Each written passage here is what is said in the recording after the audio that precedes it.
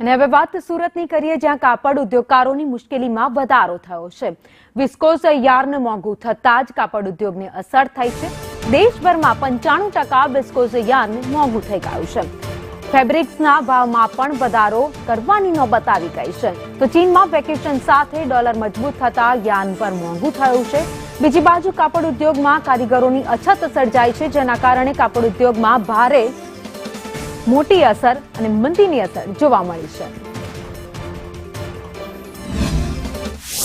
અત્યારે જે વિસ્કોસ યાર્નની જે પરિસ્થિતિ દેખાઈ રહી છે, સુરતમાં અછત દેખાઈ રહી છે, જેને લઈને એક ભાવ વધારો થઈ રહ્યો છે, જેની સીધી અસર જે ફટકા લૂમ્સ અને સાદા લૂમ્સ ઉપર જે વિસ્કોસ ચાલી રહ્યું છે વ્યુઅર્સોને પડી રહી છે.